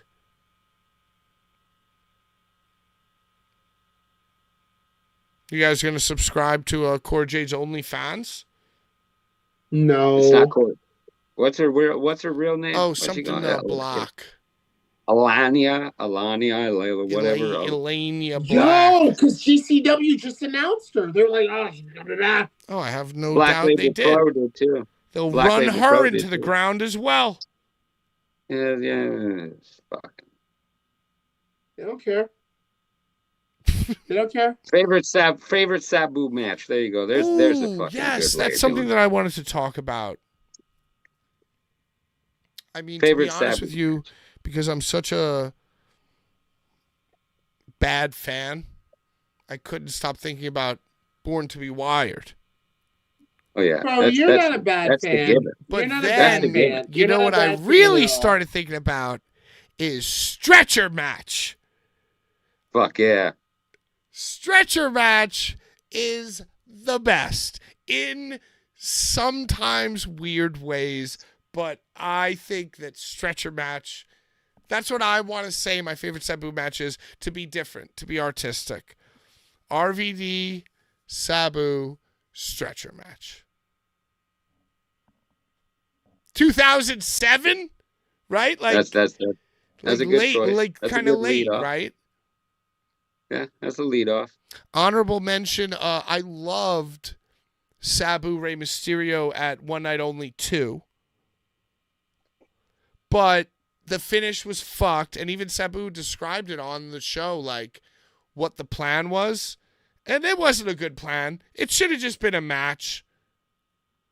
But they never fucking respected him the way he should have been. No. He was the son of a rival of Vince's dad. He or the nephew, whatever, the The relative. OG Cheek. Yeah, he's the kid of, in Vince's eyes, one of my rivals when I was taking over my dad's shit. So they had to humiliate him. I'm going to say my favorite Sabu match. Listen to me real quick. My favorite Sabu match is him versus Das Wonder Kid Alex Wright on Nitro when he debuted. When he debuted in WCW, because I was like, oh shit, we're getting there. Like, it had only been WWF, WCW. But seeing him on major cable during the war, I'm like, oh shit, he we're was there. the best then, Dude, too. Because, you know, you really didn't know what the fuck his problem was, ever. Like, you know. But I knew him. He was like, so that's crazy. that guy. He really did I was like, feel that's so that. crazy those days. I was Wow. like, I know Sabu. He's the guy from the magazines. He's in the hardcore shit. And he's on regular TV. And I'm like, yes. And when he jumped off the top of the Raw sign, when ECW invaded the Manhattan The Center. build-up of Taz. The build-up of the Taz. Dude. Both of those moments, him on Raw and him on Nitro, are all like time. my favorite. Industry defining. And even like before I was even into ECW, you'd see like the ads, and part of like the clips were him vaulting.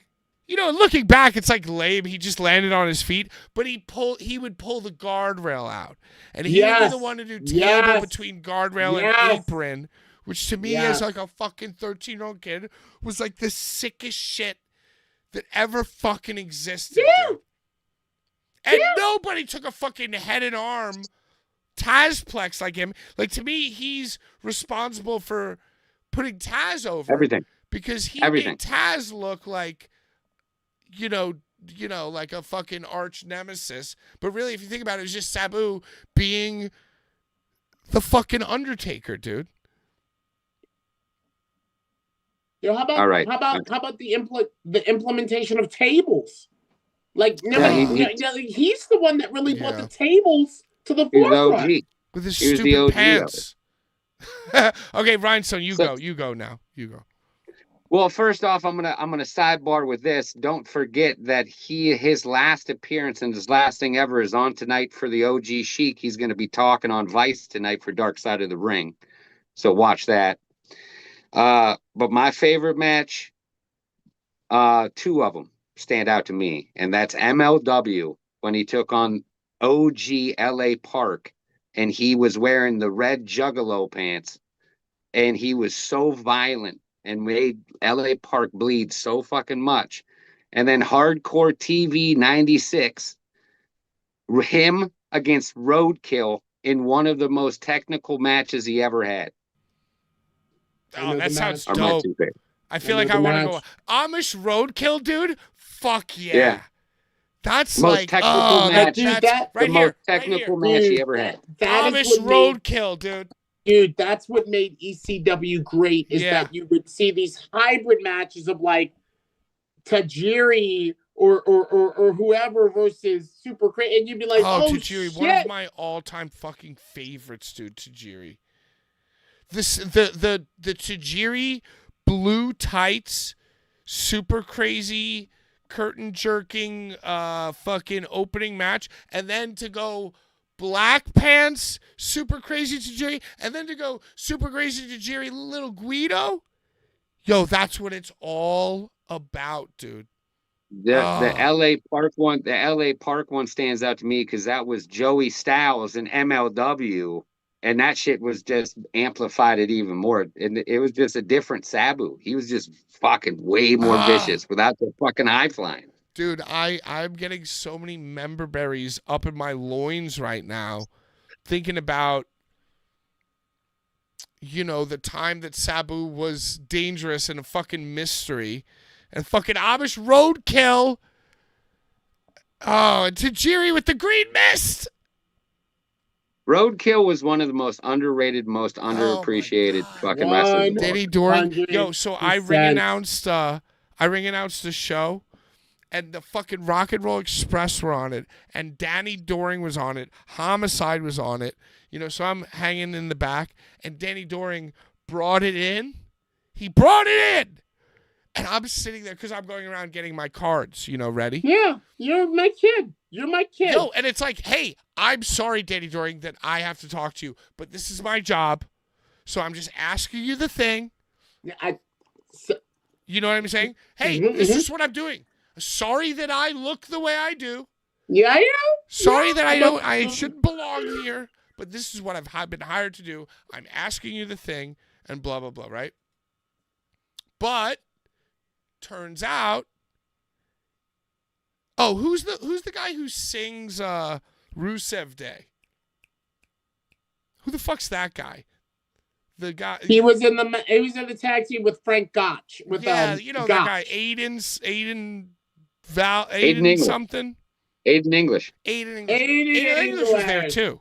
Yeah. We were at a brewery, so I even said to him, I was like, "Hey, you like beers?" He's like, "No, I only like whiskey."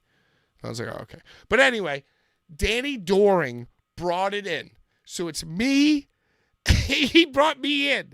So it's me, the Rock and Roll Express, Danny Doring, fucking Aiden English, Homicide, and, you know, whatever, a few other motherfuckers. And Danny Doring, I swear to God, he takes out of his bag 2002 WCW new logo cologne.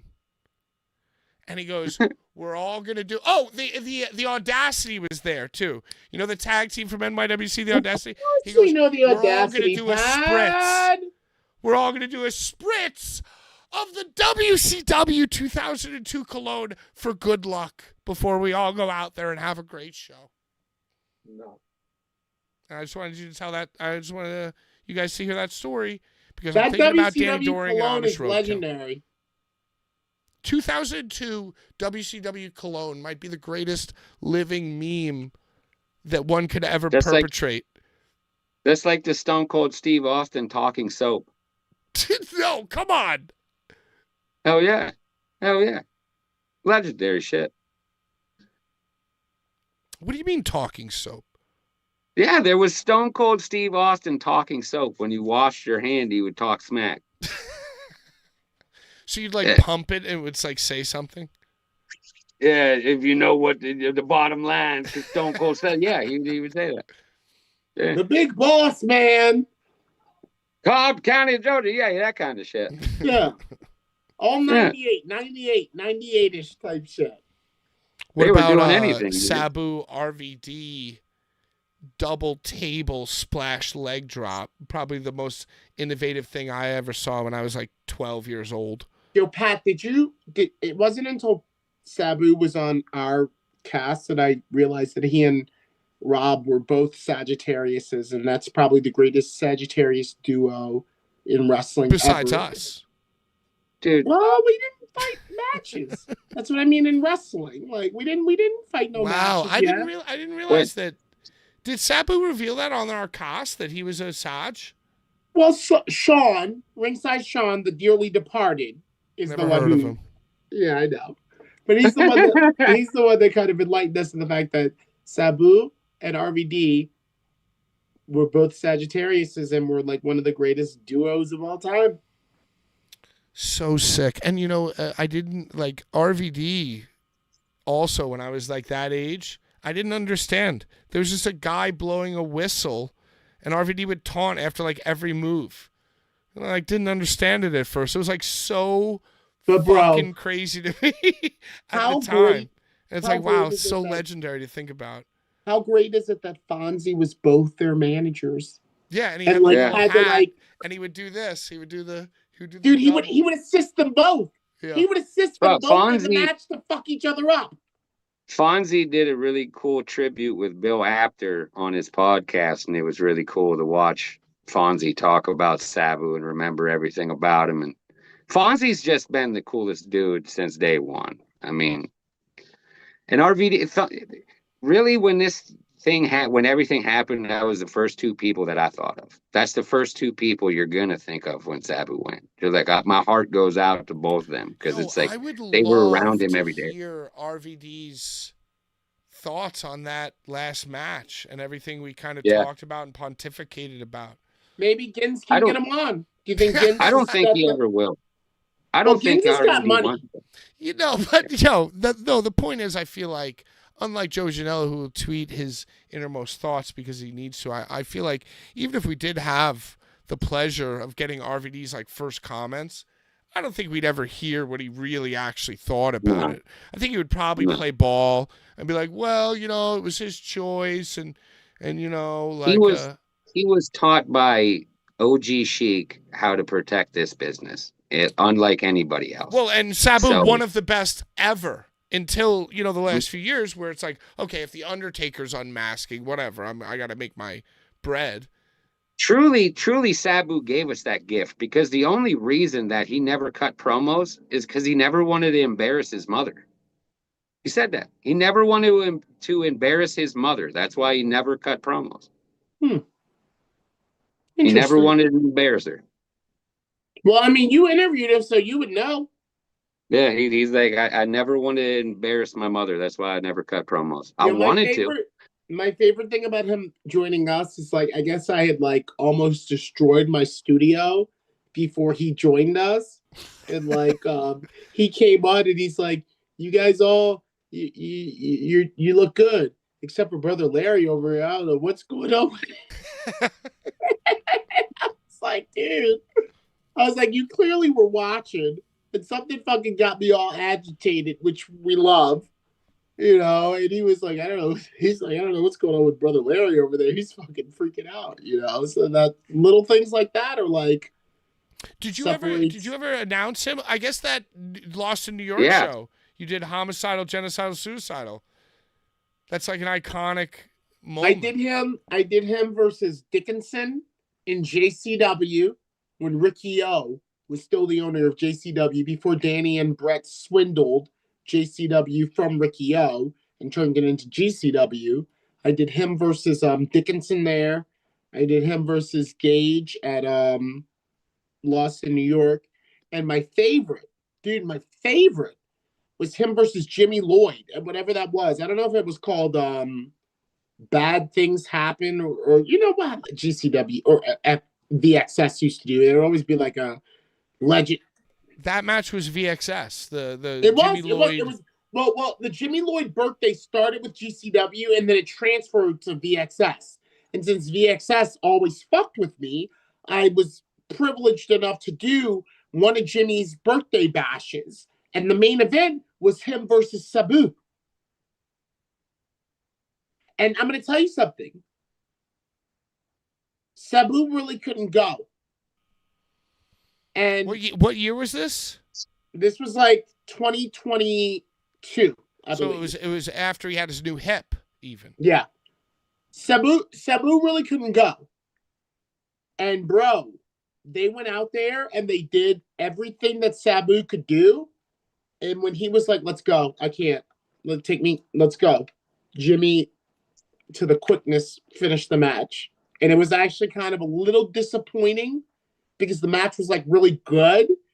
But there was a point where Sabu was like, I can't do no more. Come on, let's go. We're done. Let's go.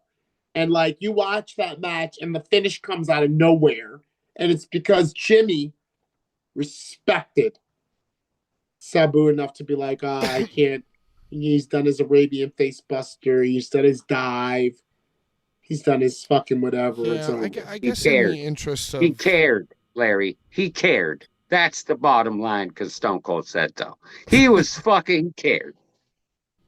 He cared, goddammit. That's the word of the day, like Sesame Street, cared. Where the fuck was he it? really fucking cared, dude. You know, and I guess in the interest of diplomacy, we should honor Sabu by saying that he made all his choices himself. And the legacy and body of work, man, that's a good life. That's worth a life right there. I'm drinking to it. He'll never fade. He'll never fade away from anything. He'll never fade. One of the best ever. Love him, live for him. You know, yeah, man. Ooh, just thinking about those ECW days on my gateway computer, discovering these clips. Another one that pops out to me is the Tommy Dreamer 911 3-table off the balcony. I remember like sitting in my house being like, wow, I shouldn't be watching this. And so many times Sabu was like, made me feel in those days, I should be watching this. Who's this guy? Who's this crazy man? Can I just say from one voice to another, how much did Joey Styles like contribute to those clips being just that more chaotic with the, sometimes it would be a delayed, oh my God. It would be like it would be like, let me let the audience see this. Let me let the audience take this in. And then once they're like thinking in their mind, oh my God, I'm gonna say, oh my God. You know, like right. So the bass is, oh my God. But then he'll be like, like a pause and be like, oh my God. Yes. That's what was great about that's what was great about it. The best. That's what was so great about Joey Styles. Every time he did commentary for a Sabu match, it was a completely different feel to the match. This isn't gonna be nice at all. Like, so good. It was true. He was the first. Jeff Hardy, fuck that shit. The true enigma and always will be Sabu.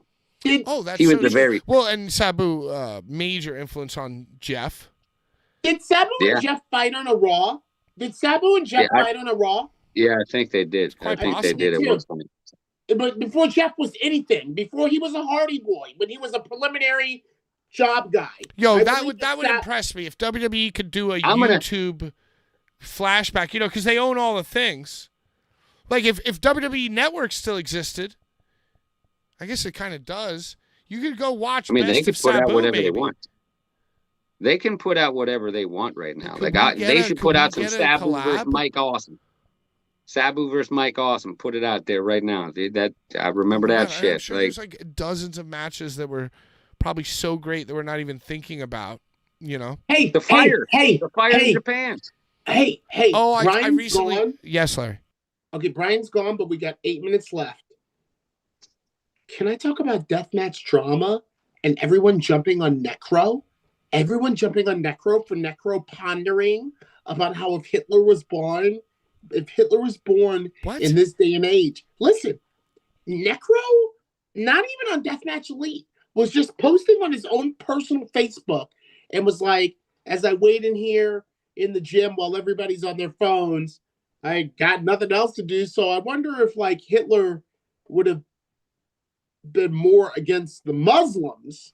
Oh my God. Bro, triggered. triggered. He didn't even post it in Deathmatch Elite. It was screenshotted and posted in Deathmatch Elite so everyone could pile on him. And you know what Necro said?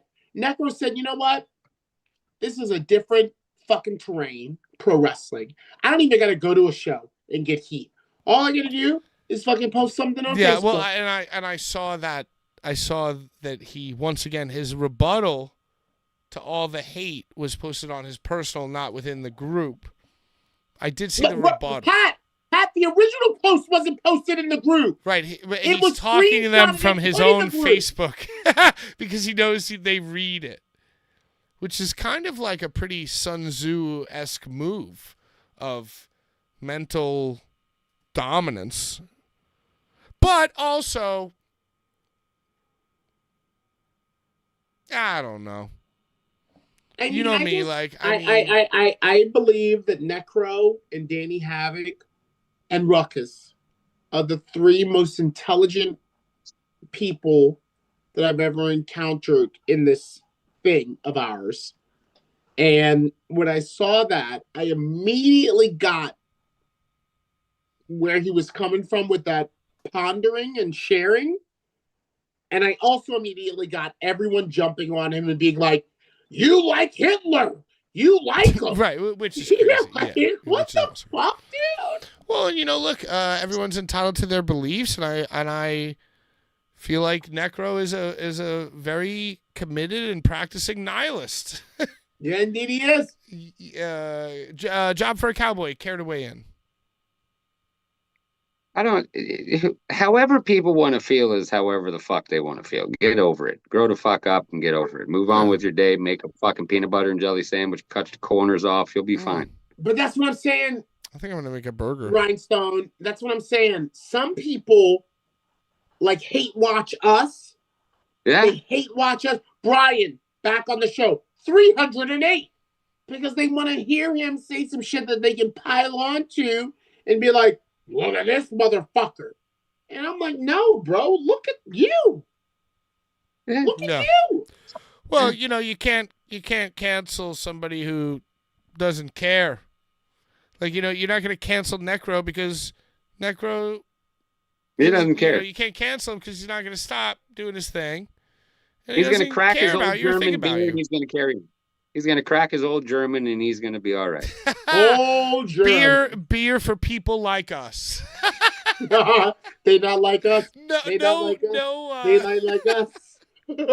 That's just a coincidence. That the beer's tagline that he loves is that. It's just a coincidence. He's one of the greatest people I've ever met. He is. And look. Man. 4 minutes. Like, I don't care if everything they think about him is true. I just love him. And it's the same way I felt about Sabu. I felt that he wanted to commentate with me. But you're my kid. You're my kid, so I was like, let my lad run. It's just like Sabu. You know what I'm saying?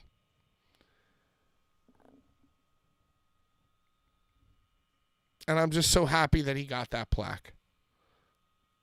Thank God. Did you see Brett say that he tweeted Sabu was my best friend? No, come on. That's his best friend. Fuck Nikki. Shit. Best friends, man. Wow, dude. Hey. Larry. Yo, happy Mother's Day. And a happy belated Mother's Day. What is that shirt you're wearing? That shirt looks so dope, dude.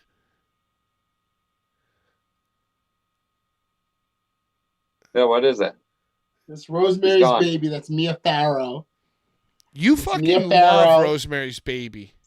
That's Mia Farrow, upside down cross. Yeah, that shirt is awesome, dude. Yeah, dude. I buy from them so much. It's what is this? What is this? What's the thing? Rucking Fountain. Wow, yo, that shirt. Yeah, that shirt's really Fuckus. good.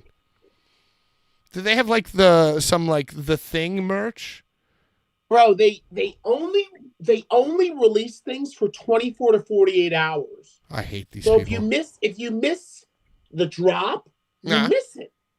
No, I got a House I of hate Black things like that. It shirt gives from me them once. anxiety. That was exclusive. It gives me anxiety too. That's why I don't like nice I sneakers. I subscribe to them. I was like, if they had a membership, I'd really be in deep doo-doo. But I already subscribed to their alerts. So as soon as something drops, Should we send them a here's the press wrangle. kit and try to get Usually, sponsored? as soon as I'm getting something in the mail, they drop something else that makes me buy.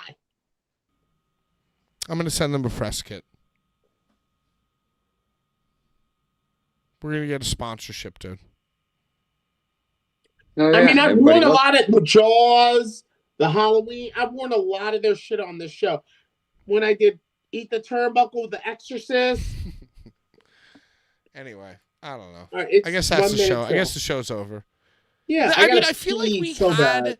much like Breaking Bad, when he realizes that he should have died in the 4th season, and much like Sabu realized that he needed to die when he was 60, I feel like this show could have ended at 90 minutes, but we've gone an additional half an hour, and I just want to say thank you for watching. I can't believe Brian left us for a date with his wife.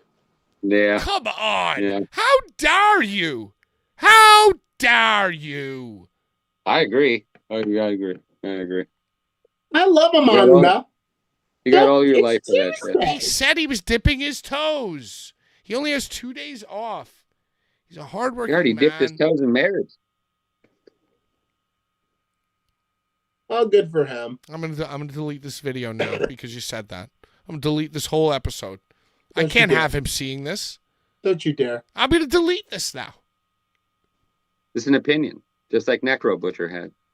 Oh my god. Let me lay hey, it down. Brass I tacks. feel like that whole thing is my fault because last time I saw Necro at XPW, which Brian murdered, I promised myself that I was going to be friends with Necro Butcher and I was going to text him about the Cardinals and about the Mets all the time. And then I didn't do it. So I feel like because he hasn't had my friendship and my baseball conversation and attention, he's gone on some kind of crazy Facebook rampage. No, he's just having a casual Sunday drive. That's all he's doing. You said you spoke with Masada. Tell me that real quick. You said you spoke with Masada last night about the death of Sabu. He's pissed off. There's a lot of people pissed off, Patrick. It's nothing, it's very easy to figure out. It's Masada. He's pissed off, man. And he's justified all the time. Because he is one of the smartest men in this business that I know. Absolutely. Absolutely. Another one a little rough around the edges. Just like us. That man sent me every goddamn thing that was getting posted about Sabu, and it caused me to sit on my porch for 24 hours. And I thank you for that, Masada. I really do. I thank you for that, and I hope I gave 100% like I told you I was to this show. You did. Let's go, Briggs. You did. Another one. A little rough around the edges. I gotta pee. End it. All right. Hey, thank you so much for being our friends.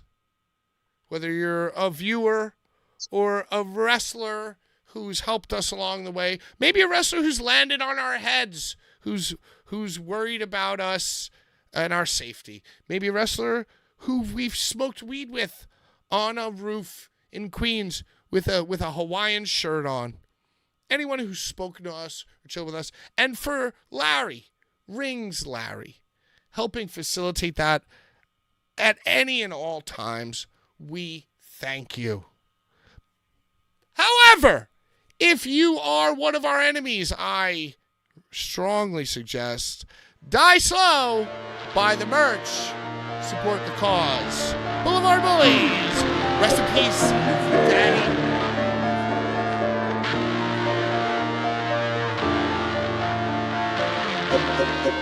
Before